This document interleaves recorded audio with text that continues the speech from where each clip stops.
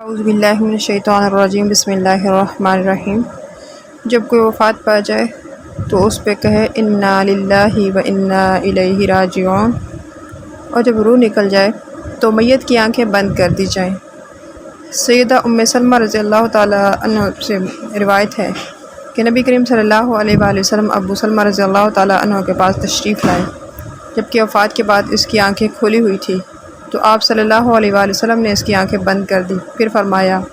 بے شک جب روح قبض کی ہو جاتی ہے تو نگاہیں اس کا پیچھا کرتی ہیں۔ اس کے بعد آپ صلی اللہ علیہ وآلہ وسلم نے یوں فرمایا، اے اللہ ابو سلمہ کو بخش دیجئے، اس کے درجے ہدایت یافتہ لوگوں میں بلند فرمائیے اور اس کے بعد اس کی حفاظت فرمائیے۔ یا رب العالمین ہمیں بھی بخش دیجئے اور اسے بھی بخش دیجئے اور اس کی قبر کشادہ کیجئے اور اسے نور سے روشن کر دیجئے۔ میت کے حق میں یہ دعا کرتے ہوئے ابو سلمہ کے نام کی جگہ میت کا نام لیا جائے۔ میت کے ہاتھ پاؤں سیدھے کر دیے جائیں، سر کے نیچے سے اگر تکیہ وغیرہ ہے تو اسے نکال دیں، اگر مصنوعی دانت لگائے ہیں تو کوئی بھی آرٹیفیشل چیز ہے تو آسانی سے اگر نکالی جا سکے تو اس کو نکال دیں، زیورات پہنے ہیں تو اسے اتار دیں، منہ کھلا ہو تو کپڑے کی ایک چوڑی سی پٹی لے کر اور ٹھوڑی کے نیچے سے نکال کر سر کے اوپر تک باندھ دیں، ایک اور پٹی سے دونوں پاؤں ملا کر ہلکے سے باندھ دیں اور بعد میں غسل کے وقت سے یہ پٹیاں کھول دیں۔ اب میت کو کسی چادر سے ڈھانپ دیں۔ رسول اللہ صلی اللہ علیہ وآلہ وسلم کی وفات ہوئی تو انہیں دھاری دار چادر سے ڈھانپ دیا گیا، بخاری۔ بہت گرمی کے موسم میں میت کو کفن دفن کے انتظار تک کسی ٹھنڈی جگہ پر رکھیں۔ قریبی عزیزوں کا اس موقع پر غم زدہ ہونا یا رونا فطری بات ہے، مگر چیخنا، چلانا، زبان سے وویلا کرنا سخت منع ہے، اس کی بجائے اس کے لیے دعا کریں۔ ابو سلمہ رضی اللہ تعالی عنہ کی میت پر گھر والوں میں سے کچھ لوگ چیخ رہے تھے، نوحہ کر رہے تھے، تو نبی کریم صلی اللہ علیہ وآلہ وسلم نے فرمایا تم اپنی جانوں کے لیے بھلائی کی دعا کیا کرو، اس لیے فرشتے جو تم کہتے ہو اس پر آمین کہتے ہیں۔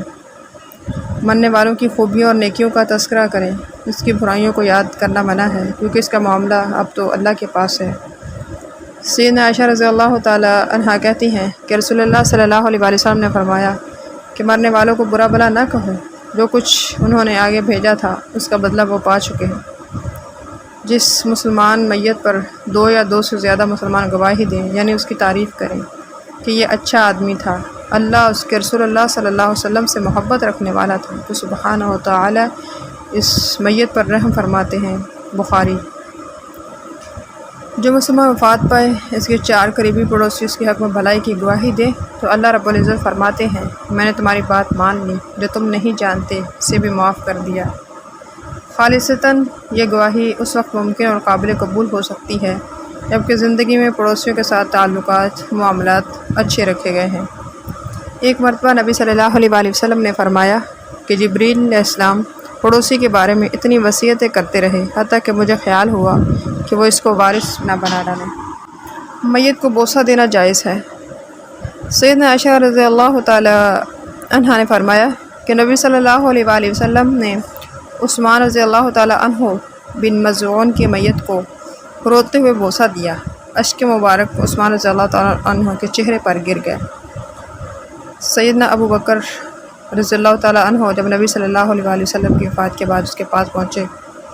ان کے چہرے مبارک سے کپڑا اٹھا کر جھکے اور آنکھوں کے درمیان بوسہ دیا اور رو دیے۔ مرحوم کے رشتہ داروں اور دوستوں، نیک لوگوں کی موت کی خبر اطلاع کرنا مسنون ہے تاکہ وہ اس کے جنازے میں حاضر ہوں، اور اس اطلاع کو اعلان کی شکل دینا، اہم مقامات پر اس کی تشہیر کرنا منع ہے، یعنی نوحے وغیرہ نہ کیے جائیں، چیخ و پکار نہ کیے جائیں۔ جیسے زمانہ جاہلیت میں کسی کی وفات پر کچھ ایسے لوگ مقرر کر دیے جاتے تھے جو آبادیوں میں